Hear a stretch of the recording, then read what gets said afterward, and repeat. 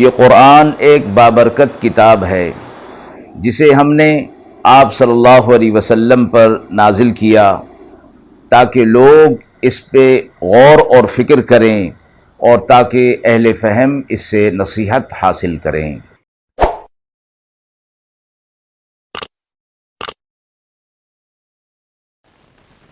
بسم اللہ الرحمن الرحیم۔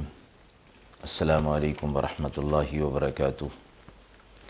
ناظرین کرام، درس قرآن مجید کے آج کے اس پروگرام میں ہم سورۃ الاعراف کی آیت نمبر 111 تا 122 کا ترجمہ اور تفسیر پیش کر رہے ہیں، اور آخر میں پوچھے گئے سوال کا جواب ہوگا۔ اعوذ باللہ من الشیطان الرجیم، بسم اللہ الرحمن الرحیم۔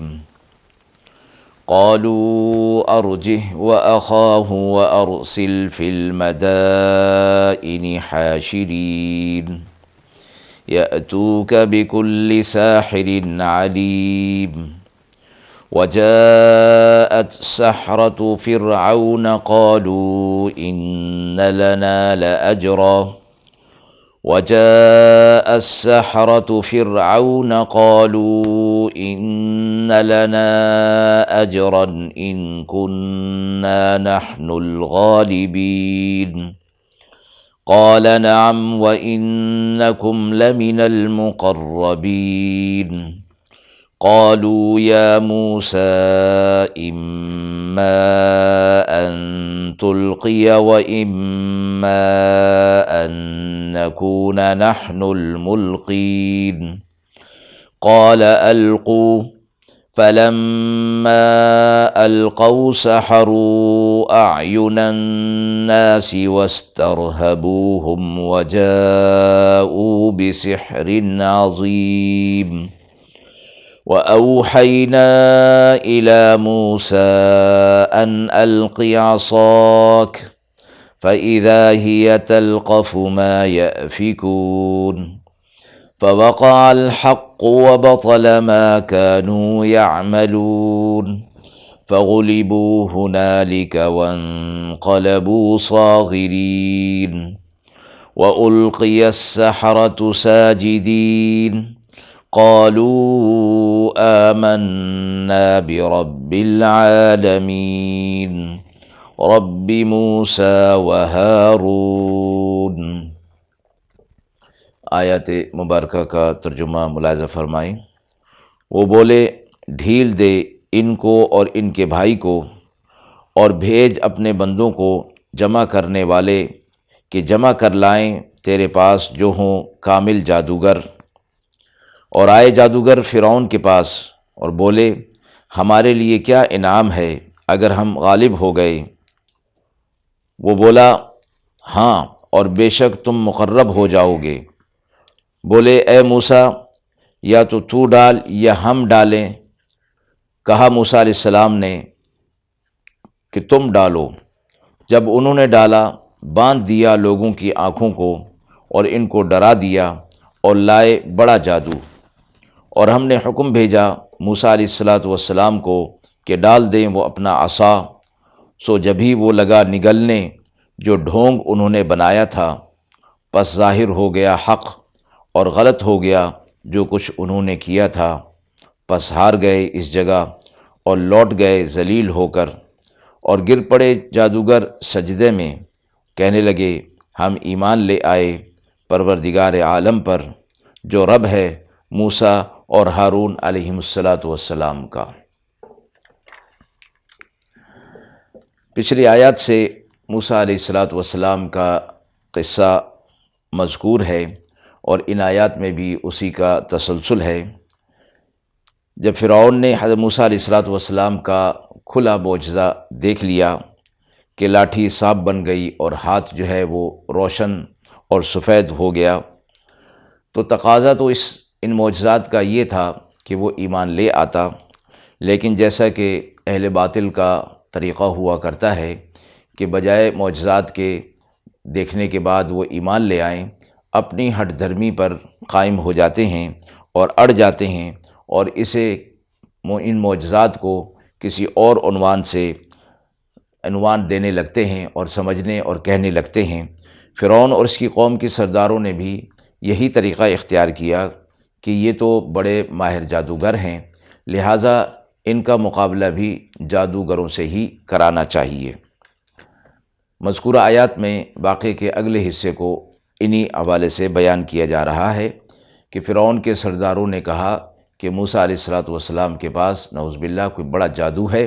لہٰذا ہمارے پاس ہمارے ملک میں جادوگر موجود ہیں تو ہم انہیں جمع کر لیتے ہیں اور موسیٰ علیہ السلام سے ان کا مقابلہ کرتے ہیں۔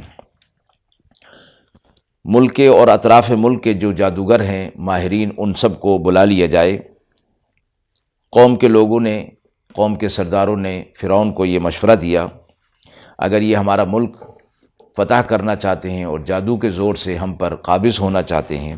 تو ہم اپنے جادوگروں سے ان کو شکست دے دیں گے۔ ہمارے پاس بڑے ماہر جادوگر ہیں اور ان کو بلا لیا جائے اور یہاں جمع کر لیا جائے۔ یہ جادوگر موسیٰ علیہ السلام کے مقابلے کے لیے ملک بھر سے جمع کر لیے گئے۔ ان کی تعداد تاریخی روایات میں مختلف ہیں، 900 سے لے کر 3 لاکھ تک کی روایات ملتی ہیں،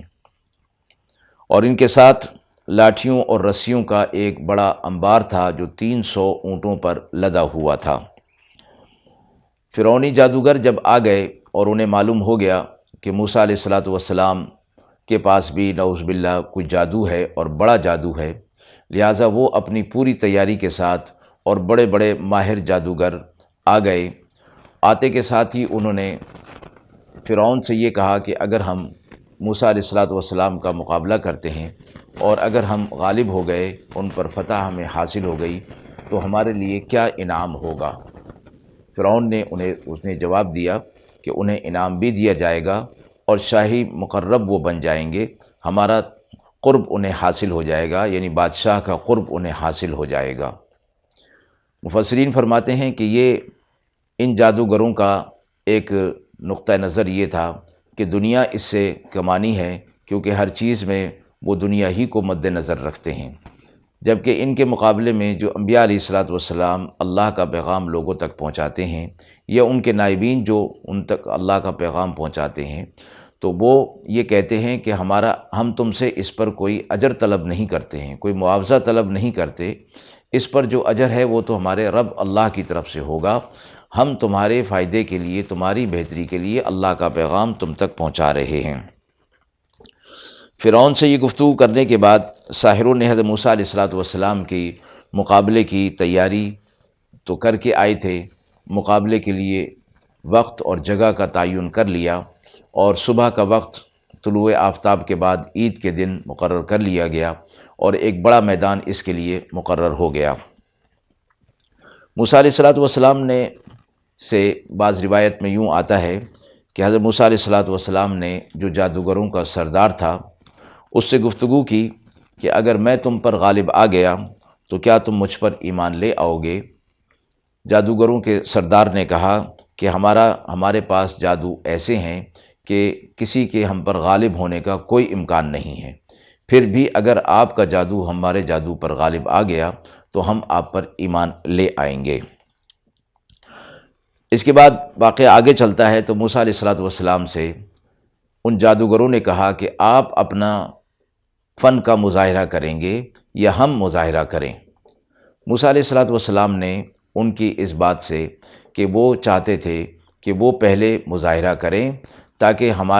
ہمارے جو جادو ہیں اس کا اثر فرعون کے سامنے بھی ظاہر ہو جائے اور تمام لوگ جو اس وقت موجود تھے ان کے سامنے بھی ہمارا فن ظاہر ہو جائے۔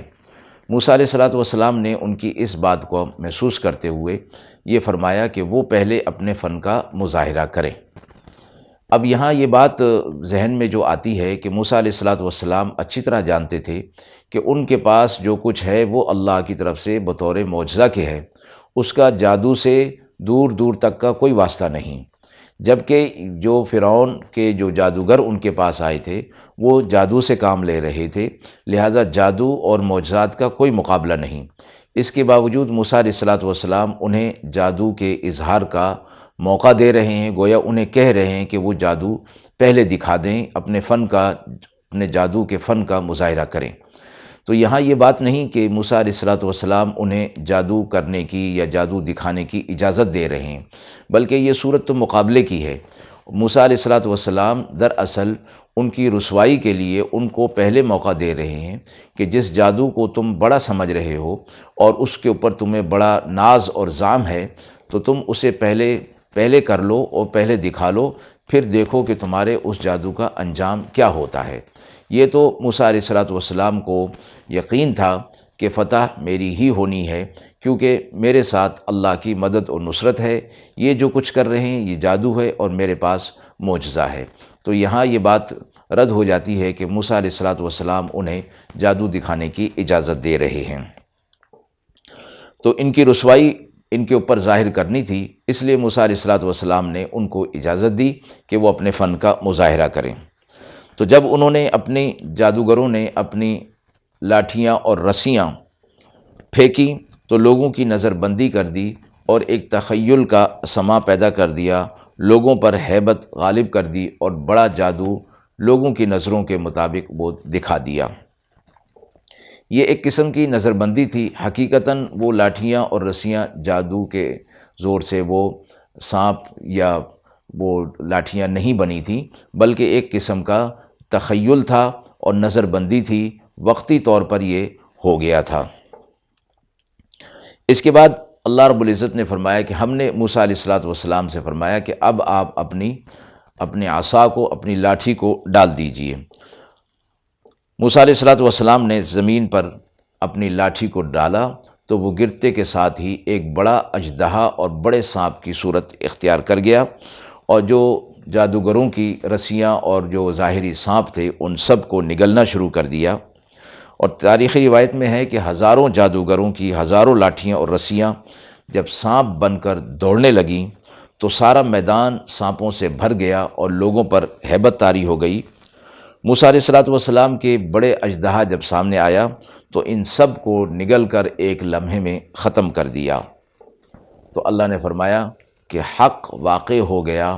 اور باطل ختم ہو گیا، جو کچھ وہ کر رہے تھے وہ باطل تھا اور وہ ان کے سامنے آ گیا کہ ہمارا باطل ختم ہو گیا اور موسیٰ علیہ الصلوۃ والسلام کا حق غالب آ گیا۔ اس موقع پر وہ سب ہار گئے اور ذلیل اور رسوا ہو گئے۔ اور اگلی بات جو فرمائی گئی کہ وَأُلْقِيَ السَّحَرَةُ سَاجِدِينَ،